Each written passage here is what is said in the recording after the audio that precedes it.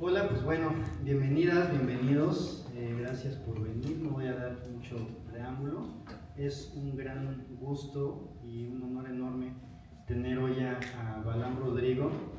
Esta es una presentación que yo la hubiera querido tener desde hace bastante tiempo, como le comentaba justamente a él y a Celio. Bueno, es que pues, él es de aquí, ¿cómo es posible que todavía no tengamos una presentación? Pero bueno, se logró, tuvimos el espacio, pudimos coincidir y pues bueno, yo estoy muy emocionado por escuchar el proceso de esta última obra de Balam. Y bueno, no hay mucho que yo pueda decir que no sepan ya de él, y ahorita pues nos va a permitir conocerlo un poquito más. Sean todos y todas bienvenidos y pido por favor un aplauso para Balam y para Antonio. Pues muchas gracias también por acompañarnos. Antonio, para que comiencen a platicarnos. Igual, perdón que interrumpa, pero antes, más bien los agradecimientos, querido Alan, esta librería Juan Bañuelos, que además lleva el nombre de un admiradísimo escritor, un maestro para mí, Juan Bañuelos, uno de los grandes poetas chiapanecos, que además desde el principio de su obra tuvo esta, no solo pasión, sino este compromiso ético, y su obra testimonial me parece que ha sido muy influyente en posteras generaciones, incluyendo la mía, digamos, mi propia persona, mi propia obra. Y pues bueno, ese es el nombre de la librería Juan Bañuelos, y agradecerte a vos porque has tenido la voluntad y además la generosidad de abrirnos este espacio, pese a que además tenemos con muy poco tiempo, de alguna manera de antelación, se organizó esta presentación, y obviamente a esta inmensa pero intensa minoría de amigas, amigos, cercanos que nos acompañan en esta hora. Yo agradezco mucho la presencia de todas y todos, porque luego también sabemos que estos no es un evento, aparentemente no es un evento político, pero sí hay una política en la escritura, una ética, una poética, y quienes deben, creo que estar. Y te agradezco mucho, Alan, tu generosidad de abrirnos este espacio, que además es muy bonito y que me parece que debería de aprovecharse con más frecuencia, con eventos literarios que tienen que ver pues, con las presentaciones, lecturas y demás. Ya nos inventaremos algo para el próximo año, para invitar a más amigos y amigas a que se acerquen acá a presentar libros. De antemano te agradezco mucho, mi querido Alan, por abrirnos este espacio, y además pues tu generosidad y tu amistad. Muchas gracias a este espacio. Y ahora que me estaba yo preguntando, recordando qué número de presentación es de este libro, se hizo una presentación express, no me acordaba yo, en la Feria del Libro de la UNACH, pero aunque este libro, Machete sin hoja al que le falta el mango, tuvo una primera edición en Guatemala con motivo del Premio Mesoamericano de Poesía Luis Cardosa y Aragón, en su edición número 23. Y el premio incluye la publicación por parte del Ministerio de Cultura y Deportes de Guatemala, que se publicó en 2023 este mismo libro, y la Embajada de México y el Fondo de Cultura Económica de México en Guatemala también son instituciones que se comprometen a hacer una edición del libro en México. Entonces el premio es muy bonito porque, al igual que Luis Cardosa y Aragón, tuvo una presencia guatemex, es decir, centroamericana, diría yo. Este premio, pues son muy pocos premios o certámenes que dan un estímulo económico, ¿no? Que no es nada despreciable, y una publicación en Guatemala y una en México. Eso me parece una maravilla y es lo atractivo del premio. Entonces, para recordar un poco el preámbulo o lo que antecede este libro, y entonces, aunque el libro tenía que haberse liberado por ahí del mes de agosto, se retrasó la impresión y apareció de hecho en octubre, unos días antes, de hecho 3 o 4 días antes de la presentación en la UNACH, que fue pues muy breve, y yo tuve que mandar le pedí a mi madre que comprara un puñado de ejemplares en la librería Rosario Castellanos en la Ciudad de México, porque a mí no me habían pues dado mis ejemplares siquiera. Los compró y me los envió por paquetería express. Entonces, un día antes de la presentación estuvo apenas el libro, y ya bueno, en las últimas semanas se ha distribuido por todas las librerías Educal, incluyendo esta, librería Juan Bañuelos, a la que habían enviado creo que 5, ¿no? Muy poquitos ejemplares. Y Alan, además, agradecerte mucho porque él solicitó más ejemplares para que haya aquí disponibles. Y es paradójico porque de algunas y algunos escritores que somos chiapanecos, luego en las librerías de aquí del estado no hay ejemplares disponibles de nuestros libros, por paradójico que parezca. Entonces luego también hay que meterse más bien en todo esto de la distribución, que el fondo tiene, al menos en su librería Seducal y del fondo, una buena distribución. Entonces pueden acercarse a esta librería para adquirir y por ahí otro par de libros de mi autoría. Y también les platico, bueno, se presentó de manera expresa en la Feria del Libro de aquí de la UNACH, luego en Ciudad Juárez, ahora en Guatemala, en la librería del Fondo de Cultura Económica, y esta sería la cuarta, no hay cuarta mala, ¿no? Sino esta es la buena, ¿no? Pero esta es la primera presentación en la que se presenta el libro de manera única, digamos. En las otras presentaciones ha estado acompañado por otros de mis libros, y hace unos días, ni siquiera tiene una semana, que estábamos en Guatemala con motivo del Festival de Poesía Quetzaltenango, y yo quise aprovechar y abusar de la amistad y la cercanía, la hermandad que tengo con Toño y con Ruperta Bautista. Ruperta sí, ella esquivó el bulto y dijo, no, yo tengo que viajar al otro día, no puedo presentar tu libro, pero me dijo que después se suma. Y Toño muy generosamente y gentilmente dijo, no, yo sí le entro, tengo también mucho trabajo.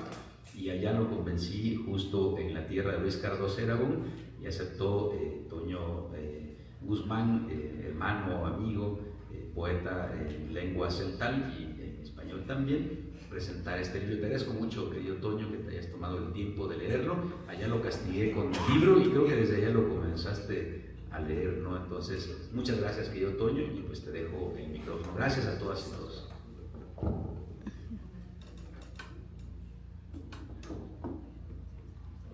Pues bueno, ¿qué tal? Pues buenas tardes. Pues sí, también igual agradecerte, Balam, de que pues, me hayas considerado hacer esta presentación, la cuarta presentación del libro. Escribí algo muy breve. Me hubiera gustado tener más tiempo porque el texto de Balam da para mucho, da para reflexionar muchas cosas. Y este texto está dividido como en dos momentos. Uno en donde doy datos sobre el libro, sobre el premio Luis Cardoso de Aragón. Y pues bueno, está dividido en dos momentos. Lo voy a leer, igual si pudiera yo ir comentando como algo extra, me voy a detener y lo voy a comentar. Bueno, pues yo le puse así como Machete sin hoja, al que le falta y Balam Rodrigo. Voy a leer algo sobre Balam también. Dice así, Balam Rodrigo es de Villa Comaltitlán, Soconusco, Chiapas, exfutbolista, biólogo con diplomado en teología pastoral por el Instituto Bíblico Vida Nueva para el Mundo, AR. Ha recibido más de 40 premios internacionales, nacionales, regionales y estatales.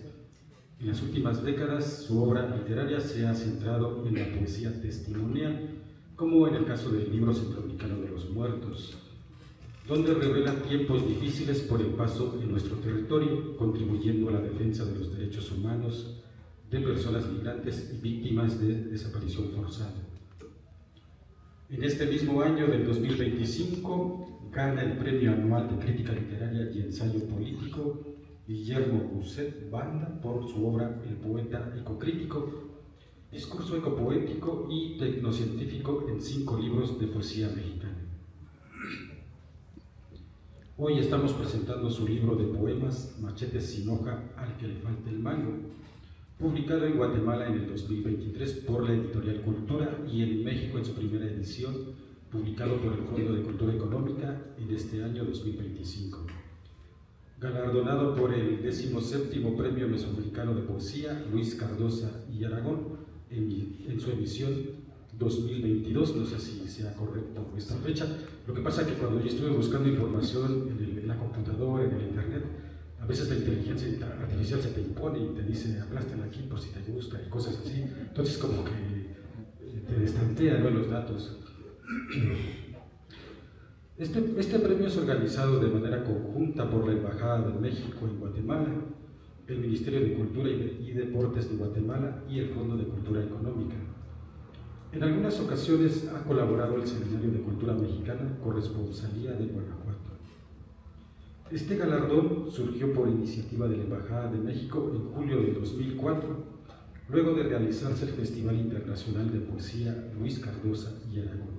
Su objetivo es reconocer, incentivar y fomentar la creación poética de la región mesoamericana que abarca los países de Belice, Costa Rica, El Salvador, Guatemala, Honduras, México, Nicaragua y Panamá.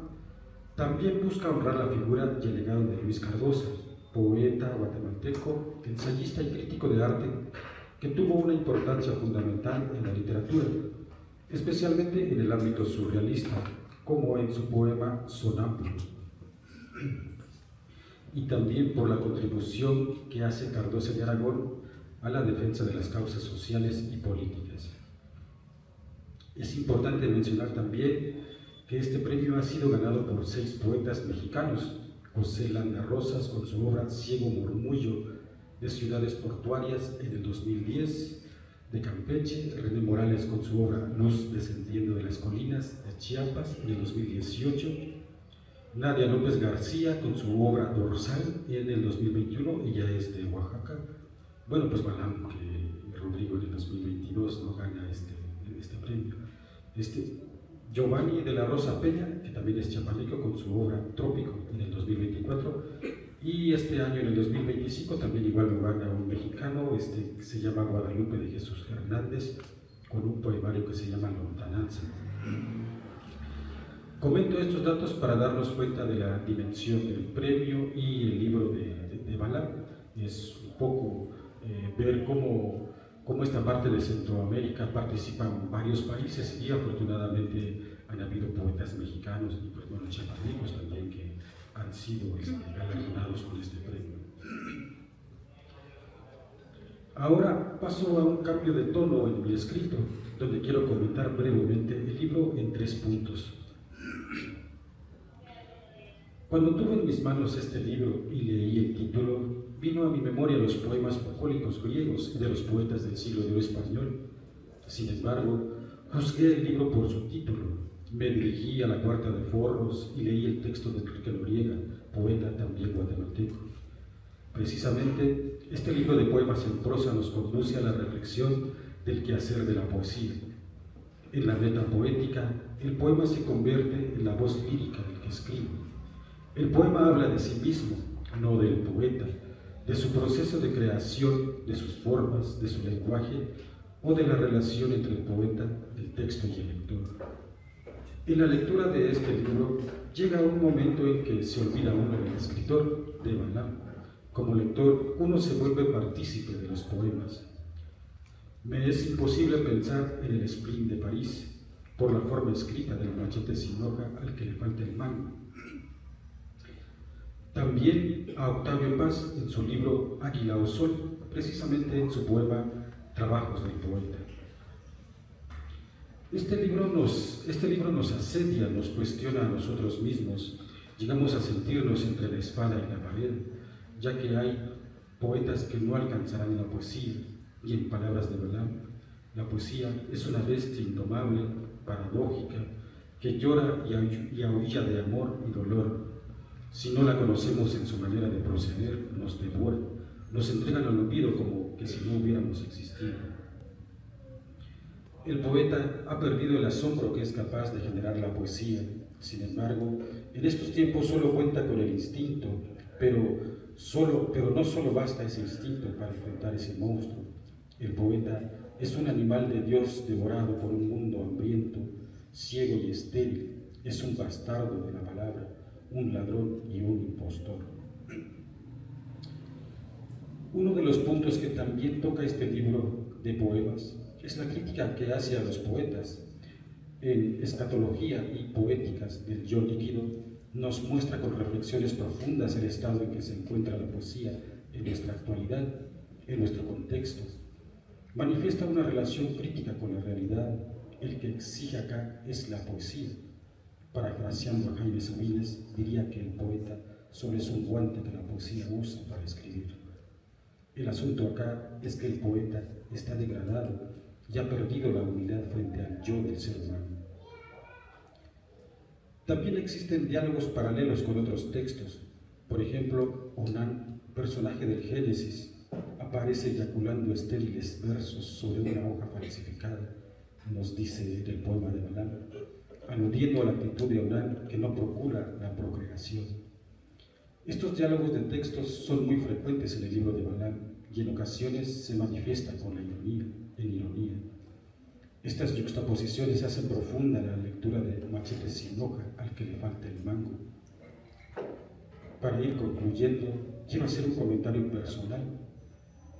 Desde el punto de vista platónico, en el mundo de las ideas, en su arquetipo, la belleza es absoluta e inmutable, por lo que es imposible de alcanzar la belleza por un poeta, que sí es corruptible. El poeta sí es corruptible, pero por lo tanto, el poeta tiene derecho de buscar, de intentar alcanzar la belleza por medio del arte. Aquí me faltó agregar que bueno, el poeta, para que pues esa tendencia natural de querer alcanzar la poesía, tiene que estar como preparado, tiene que conocer poética, tiene que conocer las herramientas para construir la poesía. Y pues bueno, para terminar, quiero citar unas líneas del libro de Balaam donde le dice al poeta: no empujas la pesada roca del silencio, poeta, empujas tu cuerpo ahogado en el mar de las palabras, Sísifo. Pues bueno, eso sería mi participación breve sobre el poema. No quise hacer como citas muy textuales del libro, como para no, pues para no adelantárselos, para no hablar del libro, pero sí, seguramente Balaam nos va a leer algunos poemas de este libro. Pero sí, vale la pena leerlo, reflexionarlo. Para los que nos dedicamos a la poesía es importante leerlo porque sí nos provoca esta reflexión un poco más allá de la poesía que se está produciendo en nuestra actualidad, y también cómo las redes sociales también, que puede ser como un instrumento para difundir la literatura, pero también puede ser un instrumento que también la puede ir degradando poco a poco. Eso sería mi participación, y pues bueno, gracias.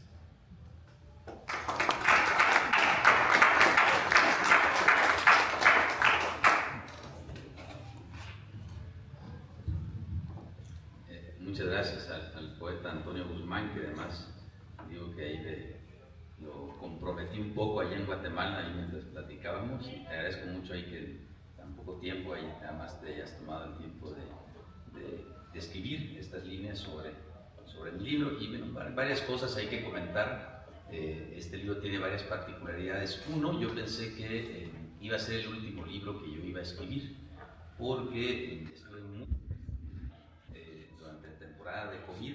Oficialmente nunca tuve, nunca mi familia hemos tenido COVID, pero fuimos de aquellas personas que enfermábamos de esta supuesta influenza atípica en 2019, a finales, y yo desarrollé una enfermedad cardíaca muy grave, que todavía tengo, que es tratable y no es curable, y el diagnóstico era muy negativo.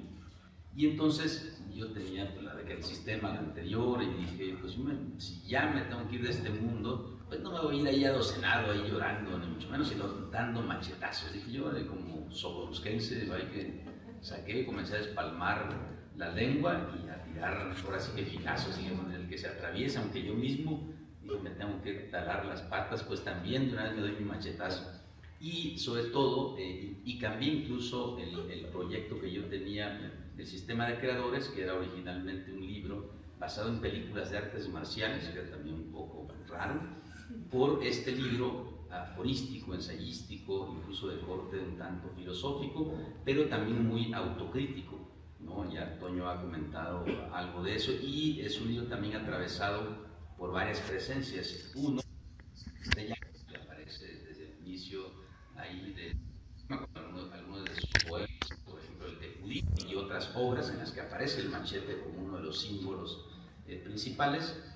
Alain de Popa, aparecen ahí varias centroamericanas, Elvia Hernández, chilena también, Roque Dalton, es decir, hay una centroamericanidad muy marcada, y algo que yo he nombrado esta poética del machete. Lo que quise hacer con esta poética del machete es llevarla un poco hasta sus últimas consecuencias.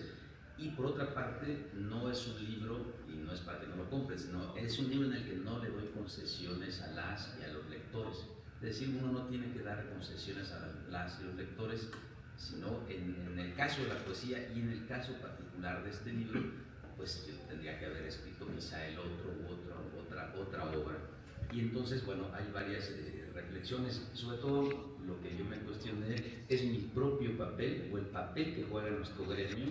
Me parece que ya muy desprestigiado en términos de lo ético, de su actuar en la comunidad, en la sociedad, y además esta banalización ahora a través de los medios masivos de comunicación, llámese redes sociales o demás, en los que también el quehacer del escritor, pues hay una simulación y demasiado bluff, y uno dice, bueno, hay muchos escritores y una gran cantidad de ellos sin libros. Hace poco estuve en Tapachula y allá hablaban, bueno, hay varias asociaciones de escritores, lo mismo que aquí, en todos lados, y una enorme cantidad de estas asociaciones de escritores son escritores que no tienen libros, dicen, entonces yo les sugiero que hagan asociaciones literarias, no necesariamente todos aquellos que forman parte de la comunalidad literaria y de las comunidades literarias tienen por fuerza que ser escritores, sino hace falta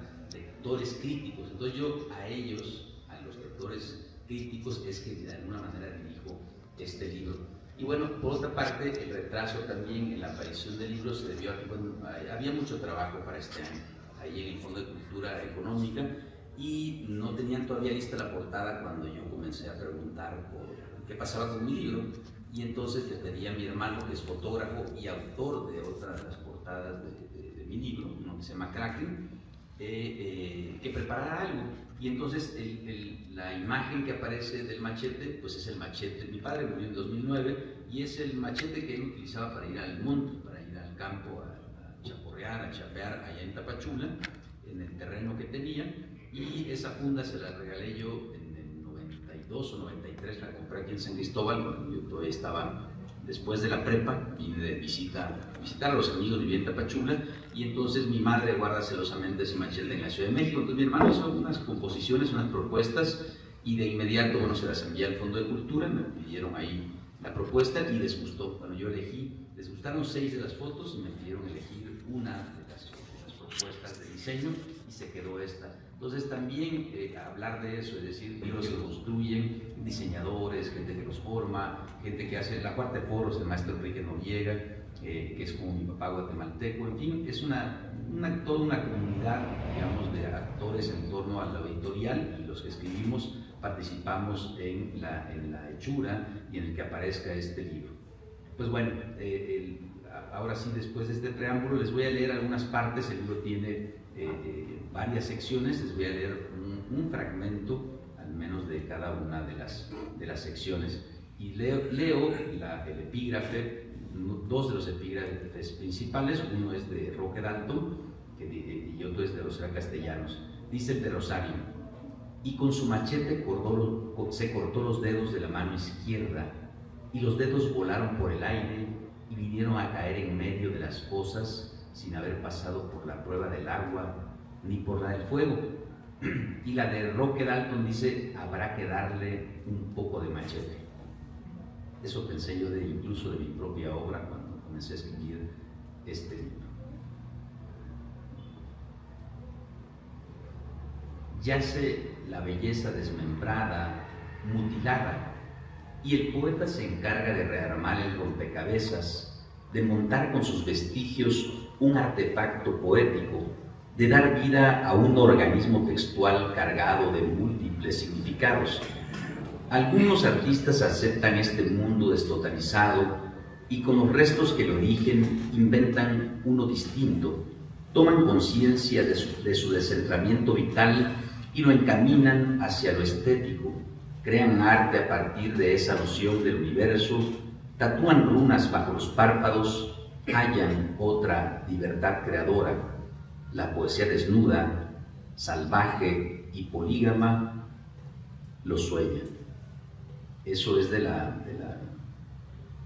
primera sección. De la segunda, este fragmento.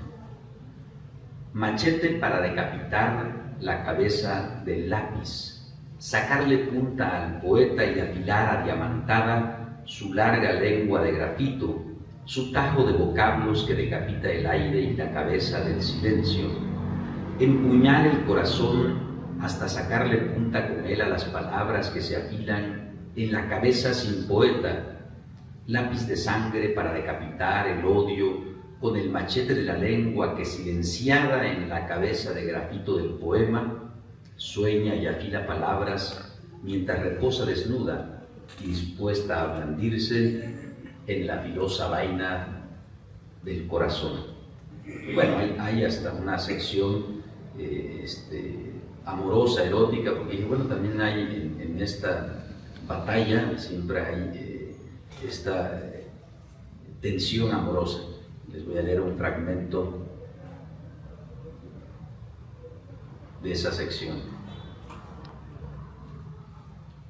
Y otra vez construir un cuerpo, erigirlo y recrearlo con palabras, y ese cuerpo verbal renacerá en el acto amoroso de la poesía, conjurando la viva palabra para derrotar a la muerte e injuriarla con la vida misma, pero vida escrita y por tanto verbal existencia dicha.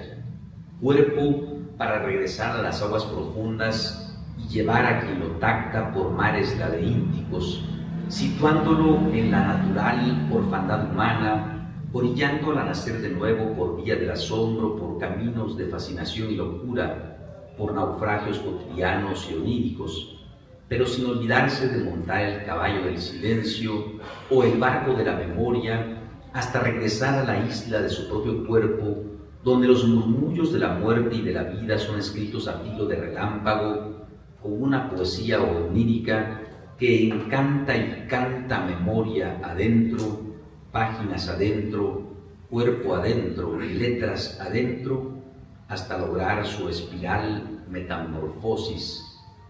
El poeta es carne que escribe, carne que canta, carne que aúlla y que silba luz. Hay una sección también que se llama, esa sí les leo, Panfletos desde el planeta de los niños, y tiene, pues, es también una sección que tiene que ver con el trabajo del poeta, pero al mismo tiempo con el testimonio, ¿no? Es una cierta continuidad de lo que he estado escribiendo en los últimos tiempos. Dos fragmentos de esa sección. Arrancar con la boca, con nuestro llanto, con nuestro grito, las oscuras rayas del tigre del silencio para hacer con ellas las negras cuerdas de una guitarra lírica tañida con la lengua, instrumento vital y cordaje del corazón, en una escritura sin concesiones, poesía testimonial, poesía ancestral, poesía mítica, poemas guijarro recogidos pacientemente a la vera del pedregoso camino del dolor y arrojados al mediocre rostro de quienes gobiernan, ignoran, explotan o anulan a los demás sin siquiera inmutarse, pedrada al duro corazón del tirano con el afilado y rodado canto de una lengua zurda.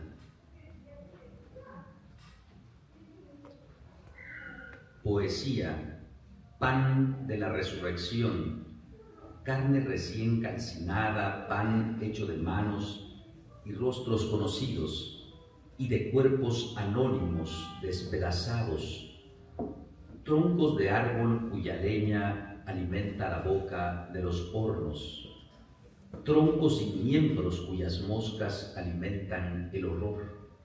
En este siglo han muerto las maternas y paternas cabezas de cualquier familia, al tiempo que aparecen familias sin cabeza, sin matriarca ni patriarca, huérfanos todos, días de barbarie en los que compartir, por más terrible que parezca, el pan de la muerte, la harina del llanto, los cuerpos o sus fragmentos que no van al crematorio, sino a los hornos de la calcinación a la intemperie, compartir el pan del anonimato, el ácimo pan de la injusticia, el lento leudar de la muerte clandestina, de la desaparición sin rostro, sin siquiera una mesa en la que humee el café, solo los casquillos percutidos, solo el territorio oscuro donde humean los cuerpos, los cigarros apagados en la piel.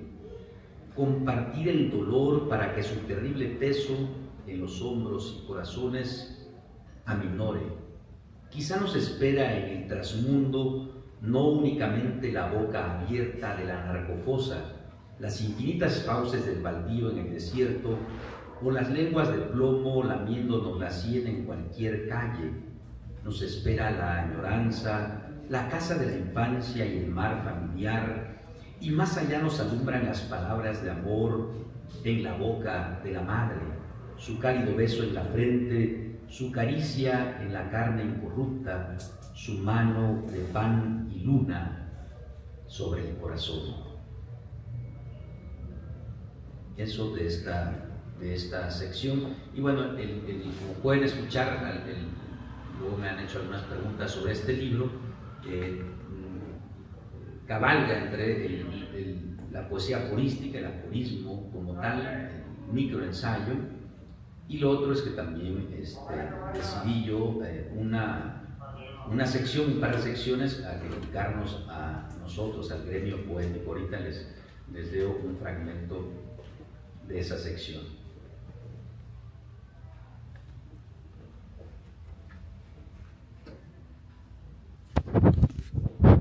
El poeta es uno cuya materia es palabra, nunca desafán o atavío de cursilerías para embellecer la estupidez cotidiana, poema, furia contemplativa y reflexiva, agujero cavado en el vacío, epifanía para representarse en el gran teatro del silencio. Y de esta sección que comentaba Toño, que es ahí en la que nos doy nuestros machetazos, yo lo que hice fue verme al espejo y ver todo aquello que no me gusta de nosotros, y cuando digo nosotros me refiero a los oficiantes de la poesía. Voy a leer tres poemas de ahí, y además casi no he leído de esa sección, y les comento una anécdota en torno al libro. Platiqué con un par de los jurados, y una de las jurados no quería premiarlo. Los otros dos pues llevaban al libro como finalista o como primer finalista, y la otra jurado también, pero no le gustaba. Dice, es que es un libro escrito seguramente por un narrador, dice, debe ser un cuentista, un ensayista o un novelista rencoroso. Sí, así es el mundo, que seguramente no pudo escribir poesía o no escribe poesía, y en venganza, dice, escribió este libro. Dice, es el que me parece que está mejor escrito, pero no es posible que alguien maltrate así a los poetas. Y entonces ella se sentía pues muy mal. La cosa es que dijeron, bueno, pues va a ser entonces por mayoría, ni modo.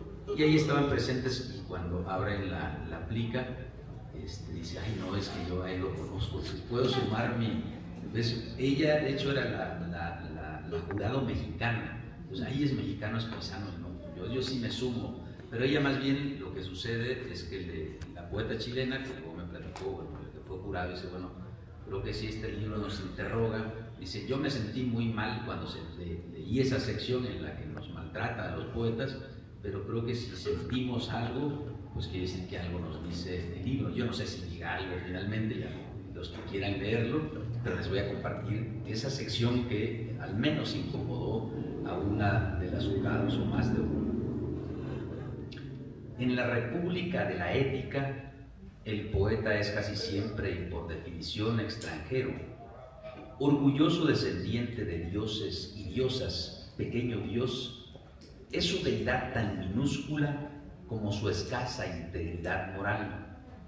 Cuenta la leyenda que el poeta fue parido, sin amor ni cópula de por medio, por una sucia piara de deidades. Lo más probable es que el poeta sea solo un insignificante y olvidado mojón de Dios, mojón divino, pero mojón excrementísimo, al fin.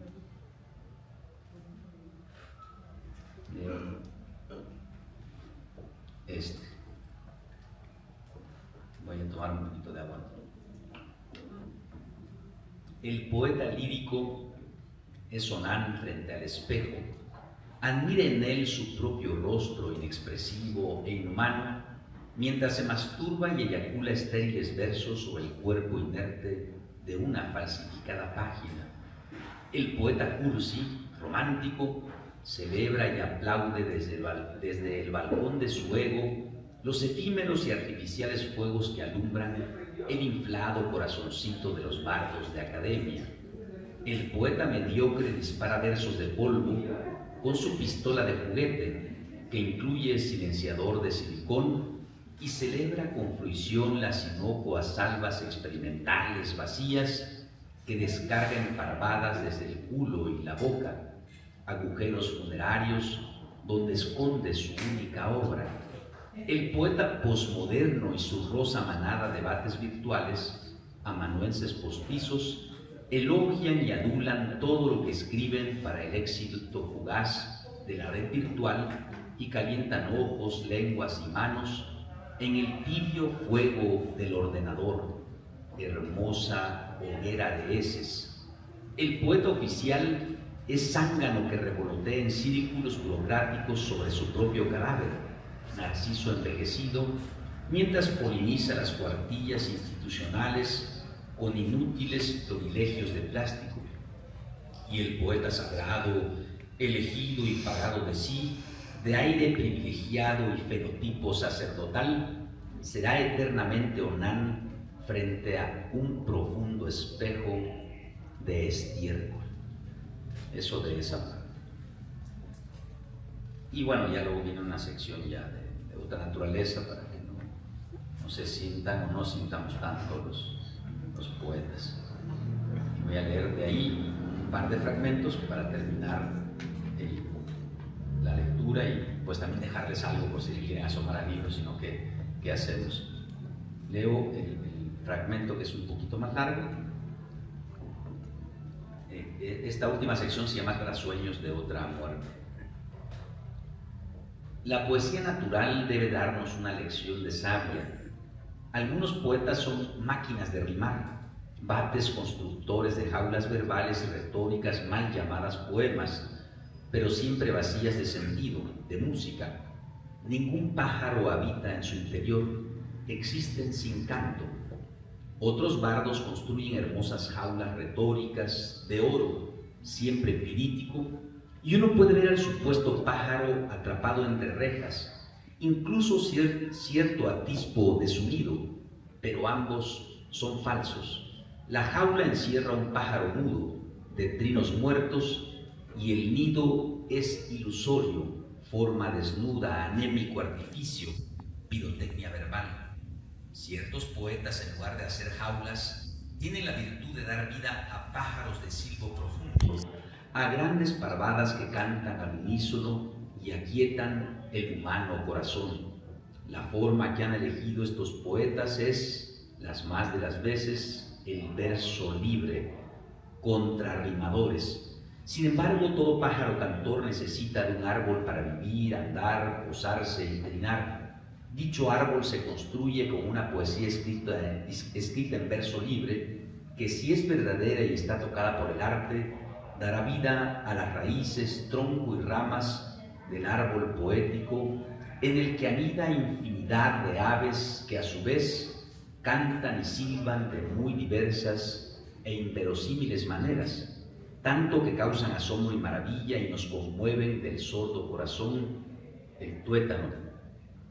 Cuando estamos frente a un poeta capaz de crear con su palabra árboles y pájaros, estamos ante un poeta necesario.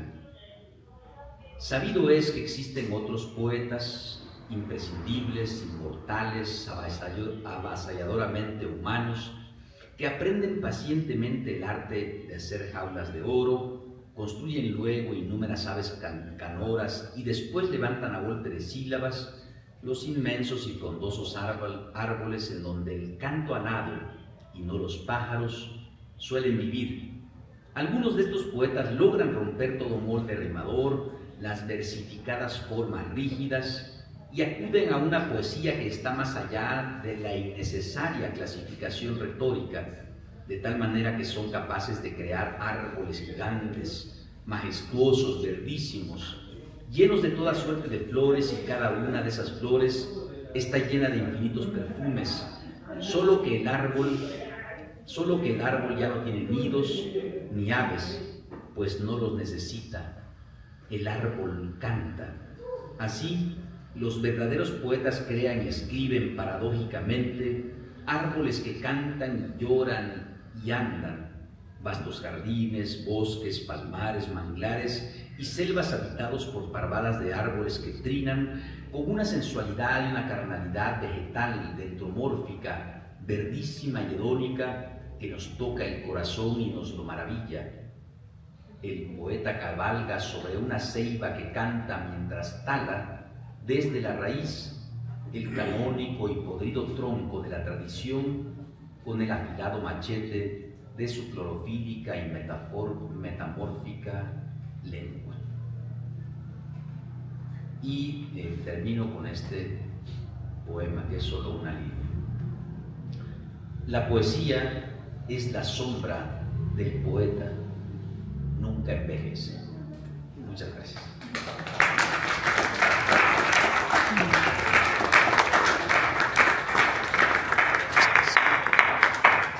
Y bueno, no sé si Toño o ustedes tienen reclamos, se aceptan, pues bueno, ahí, ¿no? O comentarios que se agradecen para, ¿cómo se llama?, pasarles el micrófono, escucharlos ahí.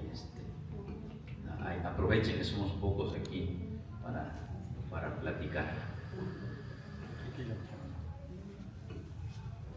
Bueno, Angélica.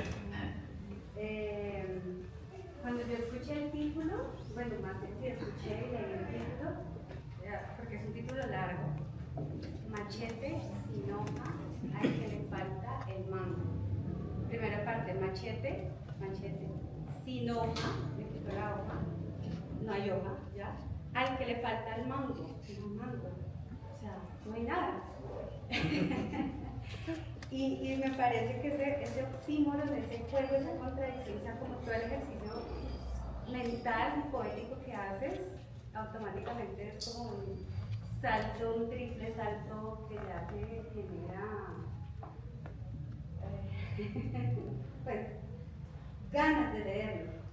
Y ahora que leías sobre, me divertí mucho con lo de los poetas, porque es verdad. Que me parece buenísimo que justo eso haya sido la anécdota que contaste, ¿no? Como el tema de no le damos el premio porque no es un poeta, ¿no? Y bueno, cuando descubren la plica es como, sí, fue un machetazo, pero entonces felicitarte y agradecerte la lectura, y bueno, pues compraremos el libro para leerlo.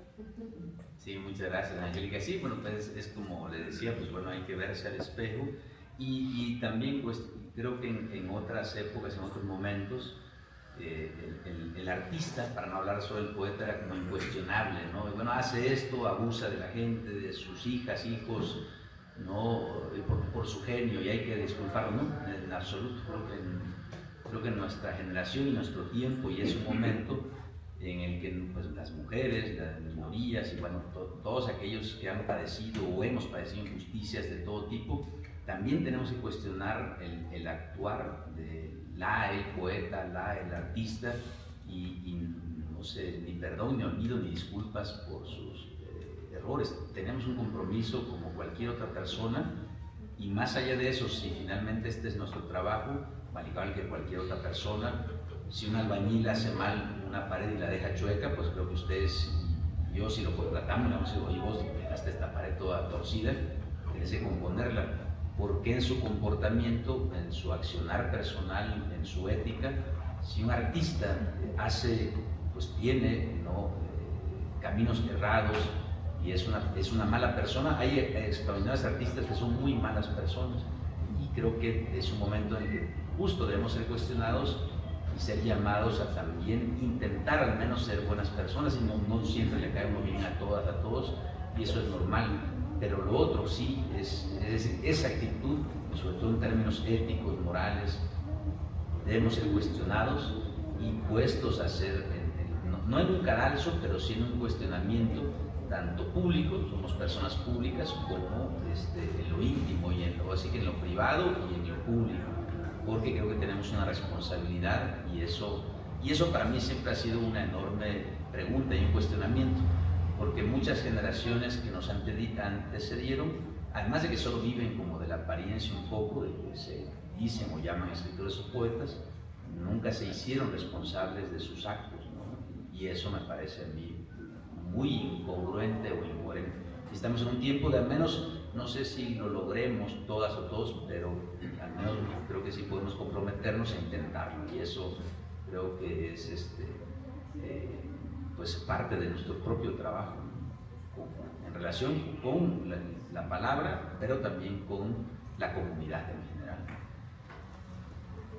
Una pregunta, maestro. Bueno, primeramente quisiera felicitarle por el libro, y escuchándole hablar acerca de estos temas, me viene mucho a la mente, ¿no?, lo que dice Aristóteles en la retórica acerca de logos, patos y letos, la forma ética que debe trabajar no solamente quien da un discurso retórico, o al final de cuentas lo que usted comentaba al inicio, cuestiones de que esto también es un evento político, ya que estamos haciendo política, sí, estando congregados en este lugar como público al cual estamos escuchando.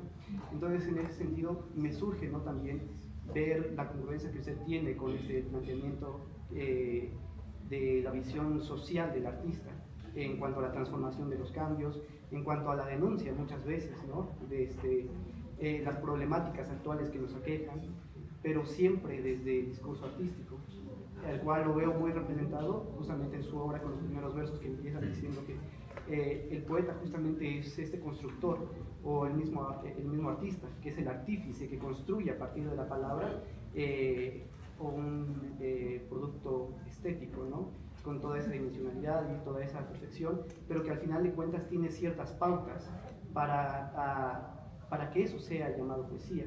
No todo puede ser llamado poesía, al final de cuentas. En otra de sus presentaciones yo recuerdo que usted mencionó que muchos, sobre todo en Chiapas, se adjudican el título de poetas. Lo bueno es que no han publicado, porque si no sería un desperdicio de papel. Entonces, en esa parte, pues también concuerdo, ¿no?, con lo que usted dice y con lo que usted menciona, que el poeta, al igual que cualquier otro, pongámoslo, académico, tiene esa rigurosidad, o debe trabajar con esa rigurosidad. Entonces, en ese sentido me parece muy esencial lo que usted escribe en cuanto al verso, pero quisiera preguntarle también cuál es la finalidad, aparte de lo que usted ya nos mencionó, en cuanto a la poesía, en cuanto a la denuncia, en cuanto a muchos de los otros temas que logra abarcar, y preguntarle también si hay todavía este acercamiento hacia lo sublime, como ha habido, por ejemplo, en el caso de muchos otros poetas que intentan acercarse a eso inefable, a eso que no se puede expresar con las palabras, y si esto de alguna manera está relacionado también con su educación teológica, como lo había mencionado Toño, con diplomado en pastoral, creo que es. Sí. Entonces, en ese sentido, usted logra conciliar esas visiones, una visión más trascendental, porque a veces también nosotros tenemos esa necesidad lógica de tener un trasfondo eterno, ¿no? Dice Eclesiastés que Dios ha puesto la eternidad en el corazón del hombre. Entonces, eso se me hace muy significativo. Quizás no compartamos esa visión, pero tenemos como ese esbozo de decir algo trascendente, ¿no?, o algo que nos supera, que nos rebasa, que no es posible de explicar dentro de las palabras, y por eso necesitamos de otras herramientas. O al final lo que dice William Blake, ¿no?, también, si las puertas de la percepción fueran limpiadas, todo se revelaría ante el hombre como lo que es, infinito. Entonces, ¿qué existe en ese infinito? O lo que dice Pascal, también la pregunta, ¿qué es el hombre ante el infinito? Yo creo que muchas veces nos preguntamos acerca de esas cuestiones, y yo creo que la poesía es una herramienta que nos ayuda a explicar, ¿no?, esas cuestiones. Entonces, quisiera saber su opinión acerca de estos temas. Sí, mira, creo que incluso en una sección hay muchos referentes, digamos, en los que versos, algunas, digamos, poemas o fragmentos en los que subyace no solo esta metapoética, hay una metafísica o incluso una actitud mística, tanto de burla, pero sí en otras sí intento ser, no sé si llamarlo profundo, pero sí de hacer una profunda reflexión. Y hay pues en estos elementos de crítica incluso unas partes que podría llamar que convocan a cierto ágape desde la poesía. Pero por ahí en otro de mis libros que escribía yo pues, más sobre esta intención de alcanzar, como decís vos, lo inefable, yo recuerdo de unos sueños que tuve, a partir en Iceberg Negro, había un personaje en el sueño que decía, bueno, que quería escuchar la voz de Dios. Entonces decía, es que la música de Dios es el silencio y la poesía es ruido, ¿no? Entonces quizá lo único que a veces podemos hacer nosotros es un poco de ruido para simplemente decir que estamos aquí y ahora, ¿no? Y no alcancemos pues, ni hacer música ni silencio, pero creo que en esa batalla diaria pues hay algo de eso. Y lo otro es que, sobre todo mi cuestionamiento es enmascaramiento retórico y verbal, a esta pirotecnia solamente que se disfraza de alcanzar lo inefable. Y entonces más bien está este extrañamiento verbal, este oscurecimiento y utilizar pues las herramientas que da, ¿no?, una formación, por ejemplo, académica, para hacer lejano pues, un mensaje para cualquier persona. Yo lo que decía es, creo que en ese sentido de lo político, dicen, no, la poesía debe ser apolítica. La palabra nunca es apolítica, porque es de la polis, pues es de la gente. O sea, desde que se hace público, algo es político. Ahora sí, no cumplimos una agenda partidista o ideológica, hablando pues digamos, de estos compromisos ya con ciertos grupos o ideologías particulares. No creo que el escritor debe cumplir con, a veces ni una agenda lleva uno dentro de lo que hace y demás, tiene que tener mucha libertad, pero dicen, bueno, tu poesía es social, toda poesía es social porque comunica a los demás. Es ideológica porque sí tiene ideas, ¿no? Porque hay ideología, es política porque bueno, participan los demás. Es una poesía comprometida, pues tiene que comprometerse con el lenguaje primero y luego con sus lectores, o sea, en realidad pues se participa de todo eso. E incluso ahí, por eso les leí esa sección que se llama Panfletos desde el planeta de los niños, y yo estoy plenamente consciente de que ahí deliberadamente escribí, creo que con 5 o 7 panfletos verbales y se llaman así. Entonces no podemos escapar de eso panfletario, pero panfletario en el sentido original del panfleto, de incomodar al otro, de interpelarlo y no de tener una agenda, digamos, partidista o ideológica, porque también incluso hasta el panfleto bien escrito no se ha devaluado, creo yo. Ya hacen falta grandes panfletos, y hablando de Luis Cardoso y Aragón y de los surrealistas, ellos se basaron justo del panfleto, fue una de las vías en las que comunicaron sus ideas. Entonces, bueno, creo que nos hemos olvidado de muchas cosas en pos de lo material o lo inmediato. Pero bueno, al menos yo intenté en este libro, además también desmarcarme solo del verso, solo del aforismo, del ensayo, y simplemente escribir, ¿no? El género es una construcción, además, una sistematización, categorización que sirve a la educación o a la clasificación, pero en realidad cuando uno comienza a leer por primera vez, y he escrito algunos de mis libros recientes así, solo les pregunto, ¿en qué género comenzaron a leer? Yo creo que no se acuerdan. Uno comienza a leer y a escuchar un libro sin que te digan, te voy a leer un ensayo, querido hijo. Te voy a leer, sí te dicen un cuento, y muchas veces ni siquiera son cuentos, son cantos más bien, ¿no? Es una canción de cuna u otra cosa, y puede ser tanto un poema, un pequeño cuento, un microrrelato, no necesariamente un poema. Entonces creo que con ese prejuicio también ahí lo que hice fue despojarme un poco y meterle machete ahí también hasta el género ahí. Pues eso, ¿no? Ahí para unos comentarios a tu pregunta. O sea, ¿qué más quieran preguntar? Cuestionarnos, cómo andamos de tiempo, ¿alguien más quiere añadir? Todavía hay tiempo, aproveche. Entonces ahí por si quieren preguntar, o vos, Toño, pues querías cuestionarme algo más también. No, pues, no, nada. Bueno, al contrario, porque el libro provoca la autorreflexión, provoca, te cuestiona, porque igual cuestionarse, pararse frente al espejo, igual si uno mismo a veces nos da miedo vernos a nosotros mismos, y no nos atrevemos como a cuestionar esta labor, en este caso, en el caso de la poesía. Y entonces te provoca a decir, bueno, realmente, ¿cómo soy yo como escritor, como poeta? Entonces sí te cuestiona, entonces sí te va, en vez de que te obliga a abrirte más, a buscar más, a conocer más, y vale la pena pues leer el libro. Incluso yo creo que es una crítica fundamental, pensada, reflexionada para la labor o el trabajo que está haciendo el artista en estos tiempos. Que bueno, el arte siempre está como en crisis, no siempre hay como estos picos. O sea, siempre hay un autor que está hasta arriba, pero miles abajo están. Siempre. Algunos han dicho que después de los griegos el arte entró en crisis, por ejemplo, ¿no? Y siempre va a haber esta parte de los poetas que andan papaloteando, ¿no? ¿Por qué? Porque te cuestiona. Pero eso sería un comentario más de las reflexiones que provoca el libro. Sería todo. Y bueno, por ahí hace rato Helio, que nos escribe un par de columnas por semana, me hizo recordar lo que decía Bernard Shaw. Él tiene un texto en el que dice, bueno, la mayor parte de las personas se emocionan, dice, porque dicen que piensan una o dos veces al año, se les ocurre alguna idea. Dice, el escritor, y un escritor decía, en mi caso, yo sí puedo, sin vergüenza, puedo decir que me jacto de pensar una o dos veces a la semana, porque tengo que escribir mi columna, dice, ¿no? Y tengo que hacer eso. En realidad tendríamos que pensar todos los días, ¿no? Y emocionar, de pensar profundamente todos los días, y si escribimos, pues eso trasladarlo a las páginas.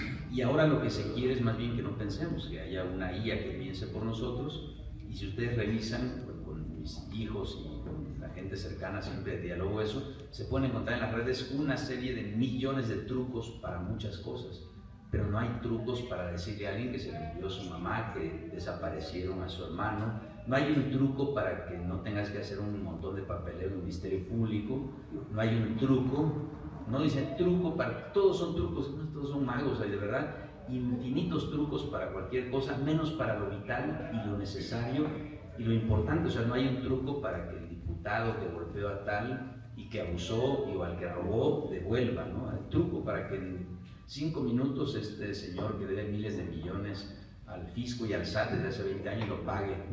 Nadie ofrece trucos de esa, todos son para cosas banales en realidad. Y entonces, pues yo dije, yo no quiero hacer trucos tampoco con la palabra, porque de repente tal parece que a veces lo que creamos son una especie de trucos que se suman a todos estos que aparecen en las redes sociales. Y creo yo más bien que en el caso de la literatura, pues más bien el truco, no hay truco ahí, sino hay condición humana, y uno tiene que hablar de eso, pues de distintos aspectos de la condición humana, y algo de eso hay en el machete. Obviamente yo salí macheteadón también, pues así tiene que ser cuando uno escribe, ¿no? Salir también macheteado ahí, cortado, ¿no? Como cuando uno se va a trabajar al campo. Yo recuerdo cuando era chamaco iba y de repente estás, ¿no? Despalmando el machete y pues te terminas cortando el dedo, llevando la uña, o si no te llevas tu garabato, ¿no? Te das en la pierna, en el pie, y así es, ¿no? Es parte del oficio. Pues bueno, no sé si haya un comentario más, ¿no? Pues, aquí hay otro comentario. Sí, ya nos comentabas, creo que Angélica, un poco tu percepción del título. Sí. Entonces a mí yo quisiera que nos platicaras del título, cómo lo pensaste o cómo llegó al título que tiene tu libro. Pues en realidad es una paráfrasis de Georg Christoph Lichtenberg, que es uno de los grandes aforistas y pensadores, ¿no? del siglo XVIII, pero era muy misógino, era eso sí, terriblemente misógino, pero un gran pensador. Y él tiene un aforismo que dice, él puso, no solo un aforismo, por eso les digo de eso de pensar, él se dio cuenta que ya desde su época la gente no pensaba o no le gustaba pensar. Entonces publicó en el diario un anuncio diciendo que se vendía cuchillos sin hoja al que le falta el mango. Y hubo gente que le escribió para comprarlo. O sea, él lo puso no sé en cuándo. Entonces la gente sí le escribió. Lo increíble es que esa época le mandaron cartas que querían, al menos uno, y uno encargó que fue una docena, ¿no? Porque le parecía emocionante. Entonces dijo, o sea, no sé qué era más paradójico que hayan respondido a su publicación. Dice, es increíble, no leyeron, es que lo vieron publicado y es increíble. Y entonces, a partir de eso, dije, bueno, voy a retomar, y para nosotros pues no es un cuchillo, yo hablo del machete porque es una herramienta mucho más próxima a nosotros y porque además, pues un cuchillo uno se aleja rápido, pero de un machetazo es más difícil quitarte más. Bueno, y soy de allá de la costa, pues este machete Acapulco, 28 pulgadas, bien despalmado, ¿no? Recuerdo este texto muy bonito de Roque Dalton en las historias prohibidas del pulgarcito, que se llama La esgrima del machete, y es cómo jugar el machete. En mi pueblo pues te enseñaban cómo defenderte con el machete. Uno de mis tíos era experto en la esgrima del machete, eso es algo pues, muy común.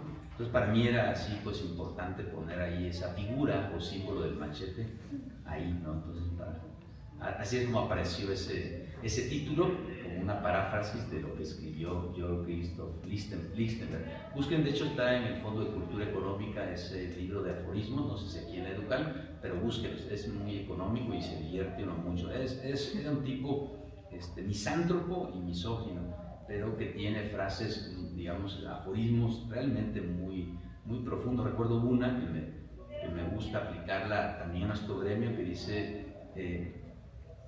hay ineptos, dice, entusiastas, gente muy peligrosa. Y entonces eso dice, bueno, ¿cuántos políticos y cuántos cultureros andamos por ahí, no? Bueno, ahí la respuesta a la pregunta tuya. Pues no sé si hay algo más y si no ya ahí vos también. Solo un comentario, Balam. Leerte y escucharte es justo como regresar a esa casa centroamericana en donde hay otras voces, donde hay árboles que no solo tú has sembrado, sino otras voces poéticas.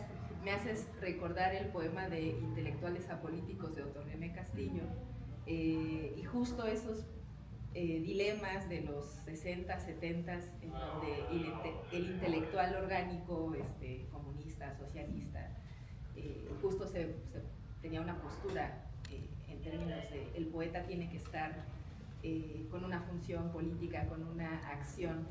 Entonces me haces pensar en esa otra casa histórica que tiene que ver con esas voces y con esos testimonios. Y en viejos dilemas que siempre generan úlceras sobre separar la obra del artista, ¿no?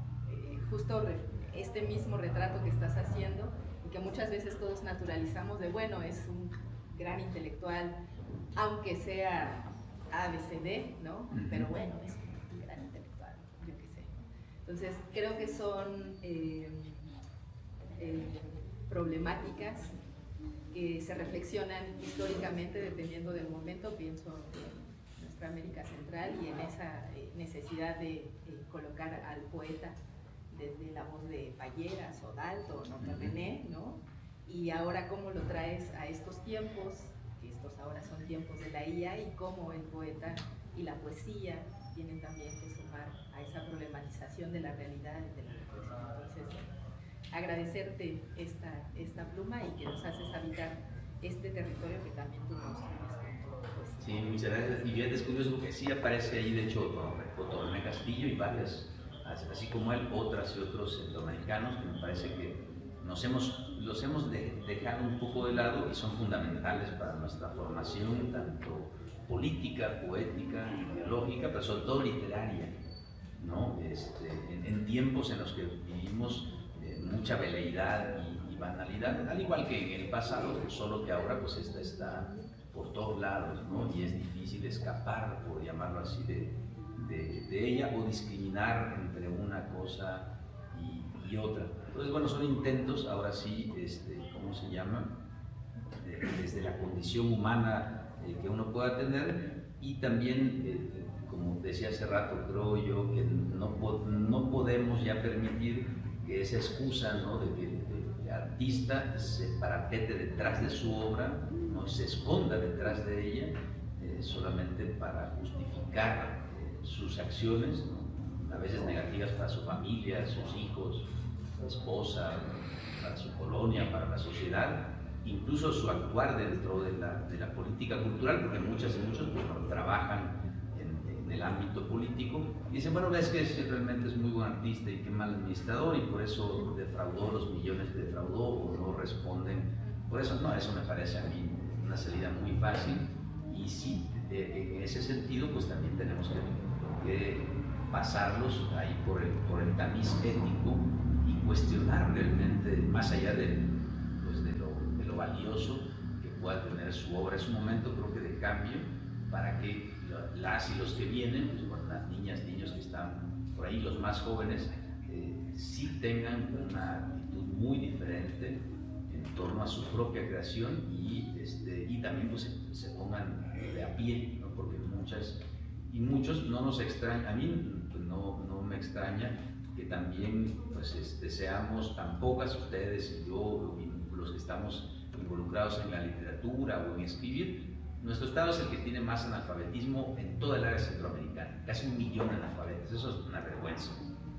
Y yo siempre, y lo he repetido muchas veces, y si preguntamos cuántas personas que hablan lenguas originarias escriben en su lengua materna, en realidad en Chiapas tenemos más bien 2,5 millones o poco más de analfabetas, porque solo el 2% aproximadamente de quienes hablan una lengua materna la saben escribir y leer. Bueno, pues ustedes, amigas, compañeras, compañeros que hablan y dominan estas lenguas originarias, me lo puedan decir. Entonces es paradójico, y además es el estado que tiene menos, dinero para publicar libros en cualquiera de las lenguas, hasta en español. Entonces, decimos, bueno, como eso es paradójico. Y pues bueno, los gobiernos se jactan de tener, eso sí, para un dron que vale miles de dólares para combatir el crimen organizado. Pues hay que combatir otros crímenes como el de no alfabetizar a la población, que eso es un crimen muy grave y que no sé si haga buenas a las personas o eso acabe con el narco, pero seguramente ayudará a que muchas personas la alfabetización, que puedan tener acceso a la lectura y a lo que ellos decidan leer por placer, pues va a ayudar a cambiar al menos, o que elijan otras cosas, ¿no? Que su ocio sea quizá de repente hasta leer un libro, escuchar hasta un poema, en lugar de estar buscando trucos, ¿no?, en las redes, ¿no?, y estar metidos pues, en la violencia en la que estamos. Es una forma, digamos, de violencia que ejerce el Estado contra nuestro propio Estado, nuestra población. O sea, el no alfabetizar, eso a mí me parece una de las peores formas de violencia.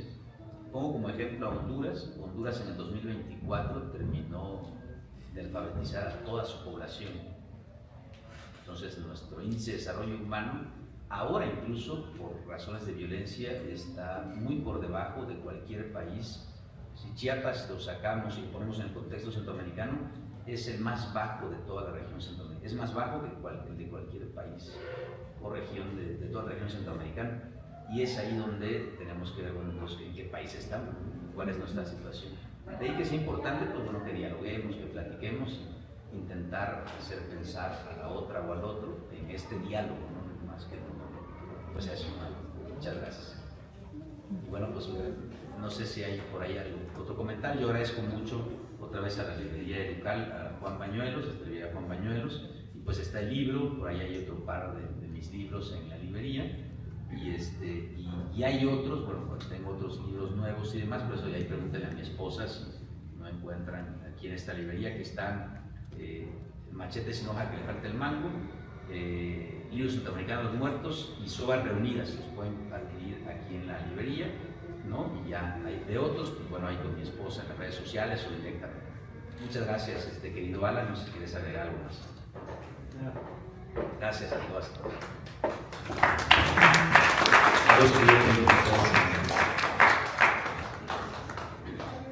Bueno, sin temor a equivocarme, creo que Balam es y será un gran referente pues de la poesía de Chiapas para las futuras generaciones. Y pues bueno, a mí no me va a sorprender nada en algún momento llegar a ver su nombre en la lista de los grandes escritores chiapanecos que han dejado bastante legado, pues no por nada el gran reconocimiento que han tenido, y no lo digo yo, o sea, ni por quedar bien aquí con el amigo Balán, pero bueno, yo no me siento con la autoridad de decirlo, porque siento que la poesía es un terreno que hay que explorar con muchísimo cuidado y mucho respeto, ¿no? Pero lo dicen los que saben, los conocedores. Entonces, pues sin más, quiero agradecer nuevamente por tenerte aquí. Balán, es un gran honor, lo vuelvo a decir, y pues espero que no sea la única vez, que sigas sacando mucho más obras para que podamos tener aquí encuentros de este tipo muy íntimos, muy agradables. Y pues bueno, quiero hacer entrega de unos reconocimientos de participación. La librería Juan Bañuelos del Grupo Fondo de Cultura Económica Educal otorga el presente reconocimiento a Balán Rodrigo por su participación en la presentación del libro Machete sin hoja, que le falta el mango, San Cristóbal de las Casas, 4 de diciembre de 2025.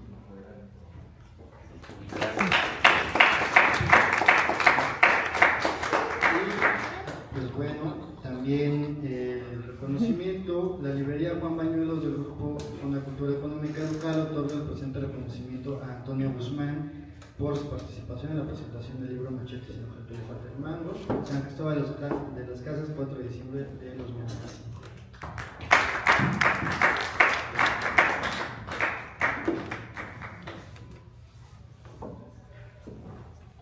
Pues bueno, también gracias a ustedes, no se puede hacer nada sin público fiel. Al final de cuentas, ustedes son los que hacen comunidad, ustedes son los que hacen que estos encuentros sigan floreciendo. Entonces, pues bueno, muchísimas gracias. Y pues bueno, tenemos cafecito ahí para ustedes, pancito. Tenemos el libro para quien guste ahí adquirirlo. Nada más denme chancito que yo me vaya a poner a mi posición y ya lo saqué. Buenas noches.